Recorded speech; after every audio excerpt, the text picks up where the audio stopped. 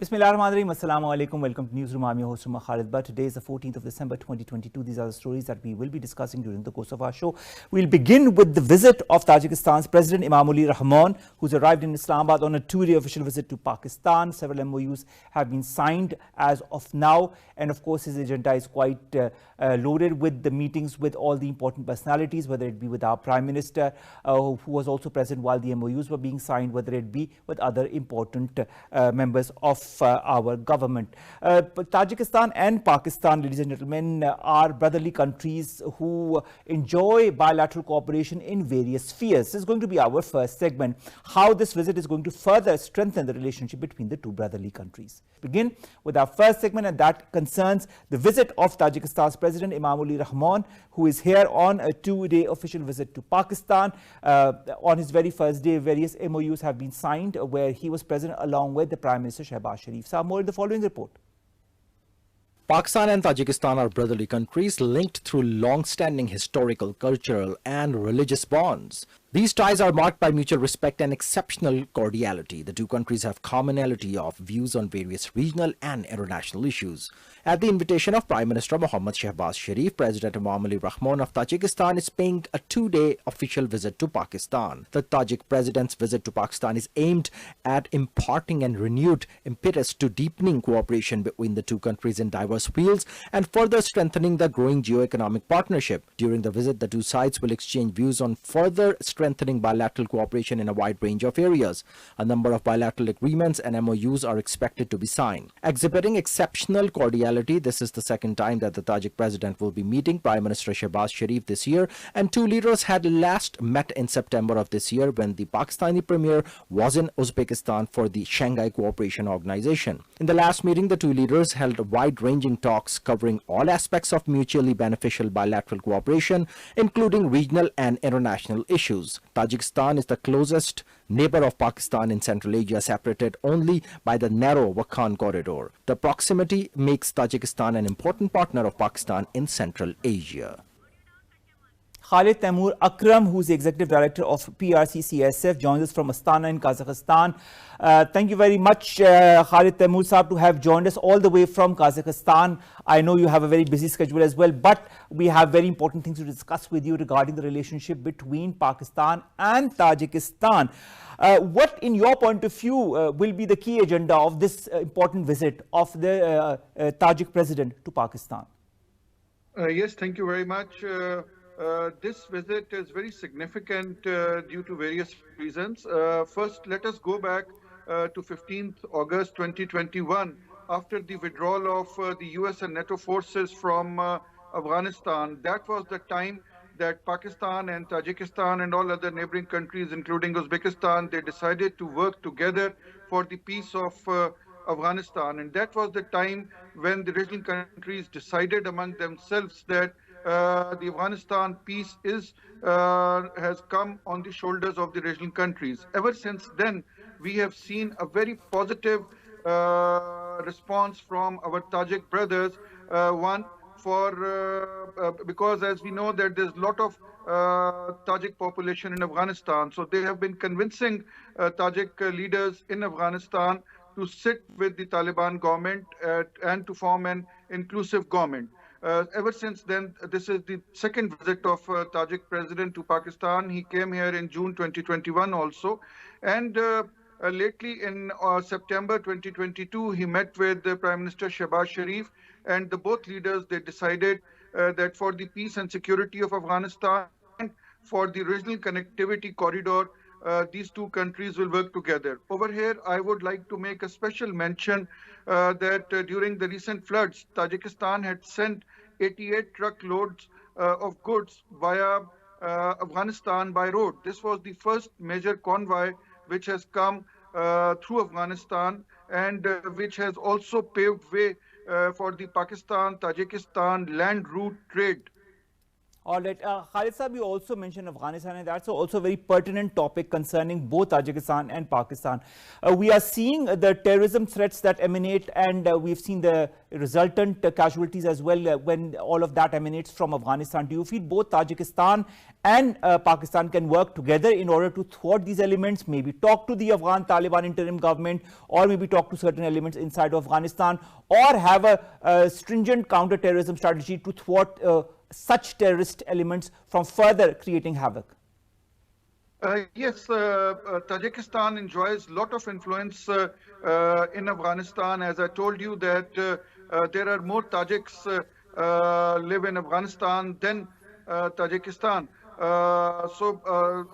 Yes, and President Emomali Rahmon, he enjoys excellent relationship with the Tajiks in Afghanistan, and he has a good influence personally also, as well as Tajik government also has. So Pakistan and Tajikistan can work together in bringing peace in Afghanistan. We have seen lately, since last couple of weeks, there is a new wave of attacks within Afghanistan, and it seems that Taliban government is not in control of the banned organizations. So there need to be a mechanism in which Afghan government can be helped by the neighboring countries by taking stringent measures against the terrorists, and also guiding them that how to control terrorism. And I'm sure Pakistan and Tajikistan can work together on that. Also, I would like to make a special mention that the Tajik president has recently shown his desire, as I told you, for the land route, that a safe passage from Tajikistan to Pakistan via Afghanistan. All right, both the countries are separated by the narrow Wakhan corridor. This, of course, makes Tajikistan an important partner as far as Pakistan's access to Central Asia and Central Asian countries is concerned. What kind of roadmap do you feel both countries are thinking of, or have, or will be having in the future, as well as far as shared objectives of regional connectivity are concerned, energy cooperation are concerned, and of course trade that Pakistan holds very important? Yes, over here I would like to make special mention of the energy corridor Casa 1000, which is already in progress, and Pakistan will be getting energy from Tajikistan very soon. And this Casa 1000 project is the brainchild of the Tajik government, and it is going very smoothly, and hopefully in another 1 to 2 years this project should be getting completed. Also, Pakistan and Tajikistan, we share common glaciers along the Wakhan border, and climate change, as we know, is the most important factor which is confronting not only the world but also Pakistan and Tajikistan. We have seen massive floods. It is due to the melting of the glaciers. So Pakistan and Tajikistan need to work together on the climate change issues, especially that how to save the glaciers which are along the Wakhan corridor, because the Tajik side is also melting very fastly as the Pakistan side is also melting. So this is another area of cooperation which are looking for with Pakistan. And as we know that our Prime Minister is also the chair of this climate change COP27. So hopefully Pakistan and Tajikistan can work together on that. Also on the trade side, Tajikistan, Pakistan, the current trade is very less. So that needs to be increased through the land route of Afghanistan. All right, that's a very important point, because Pakistan wants to have robust economic and trade links with the other regional countries, especially the Central Asian countries. And this visit, I hope, will pave the way for a much stronger and more stable relationship as far as trade is concerned between the two countries. Coming to the first meeting that both the leaders had, it was in Uzbekistan as part of the SCO. How important is the role of both these countries as part of a very important organization such as the Shanghai Cooperation Organization? Shanghai Cooperation Organization has its importance in this region, and it is known to be the only active regional organization which is actively working not only in counter-terrorism but also on the economic cooperation.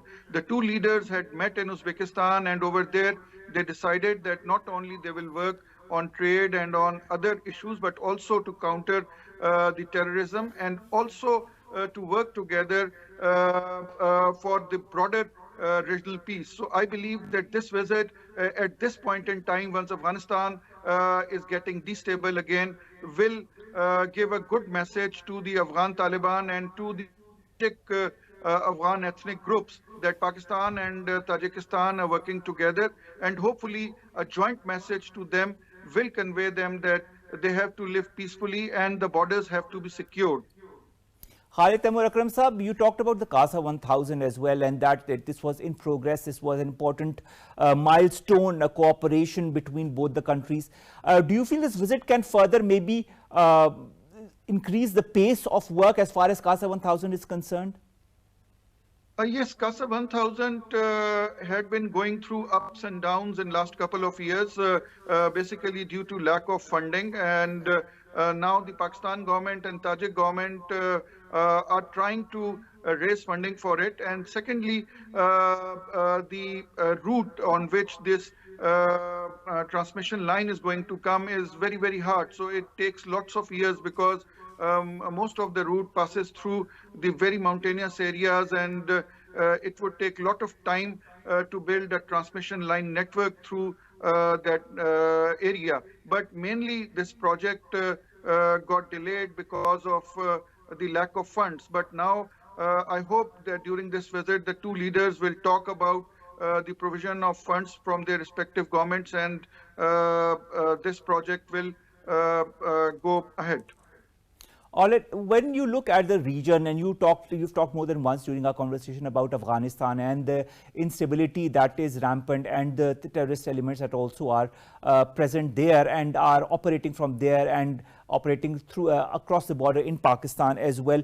How significant do you feel is the Pak-Tajik partnership in the context of this visit of the Tajik president to integrate new facets of the geo-economic regional order that both countries are part of, and could further solidify not only their presence but also their role as far as diffusing tensions in the region is concerned?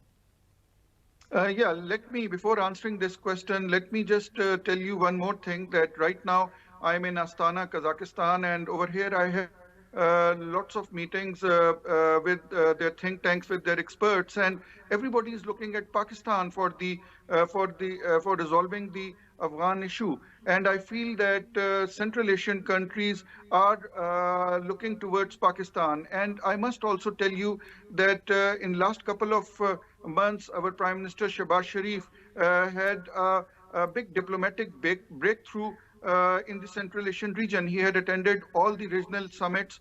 He was in Astana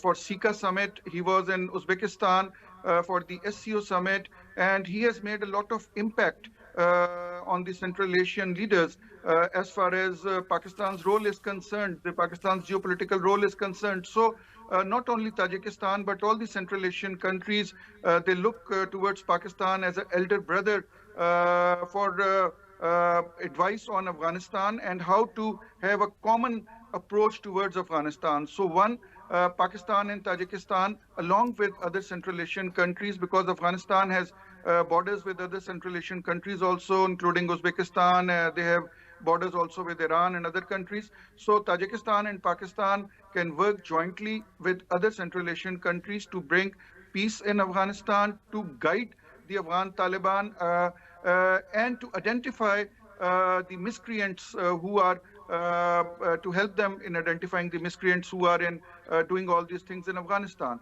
Let me again say this thing, that the Central Asian countries, they genuinely look towards Pakistan as their elder brother. And we have our roots with Central Asia, we have our roots with Tajikistan, with Uzbekistan and other Central Asian countries. So basing on that, Pakistan has a very key role to play. And Prime Minister Shehbaz Sharif has been emphasizing on this key role of Pakistan in his number of meetings with the Central Asian leaders in last couple of months. Or Khalid Taimur Akram sahab, also amongst the MOU signed between Pakistan and Tajikistan are on transit trade. We've discussed part of that trade as well, of how we can further enhance trade between the two countries and what are the different facets of that. Technology is another sector in which an MOU was signed. How important is cooperation in the IT sector, for example, or the technology sector, as far as maybe having a robust sector in Pakistan, collaborating with other sectors in other Central Asian countries such as Tajikistan is concerned? Yes, Pakistan has a very developed IT sector, and Pakistan has been exporting software and other things to Western countries. And now I think it's time that we should get into the Central Asian market. Unfortunately, in last 30 years, ever since these countries have got independence, they lagged far behind in the IT sector. And and this MOU can pave way for the Pakistani companies to go in Tajikistan and other Central Asian countries for the IT sector. And let me also add one more thing over here, that the collaboration between Pakistan and Tajikistan on education has also increased. And very recently, some Tajik students have come to study in Punjab University. So this is a major breakthrough, which I feel that will help in future generations and coming together. Do you feel that in the current geopolitical or geoeconomic or geostrategic arena that we are encountering, with conflicts in the region, with different blocks being made, that Pakistan and the Central Asian countries could team up to be a very strong bloc in the region and maybe move towards regional stability and, of course, prosperity for all the partners involved? Yes, this is not a dream. It has already happened in July 2021. Pakistan was a signatory on 16 July 2021. Actually, this agreement was signed in which Pakistan signed the agreement of the Central and South Asia connectivity. So this agreement was not only signed by Pakistan, but it was also signed by all the Central Asian countries in Tashkent, in which the foreign minister of Tajikistan also participated and signed. So this kind of cooperation will help the Central Asian countries getting connected to CPEC and will give a clear route to Central Asian countries through Peshawar till Gwadar. Central Asian countries are looking towards Pakistan for their linkage to the Indian Ocean. This will, because all these countries are basically landlocked and some of them are double landlocked countries. So for them, they see this stability in Afghanistan and CPEC route from Pakistan as their future.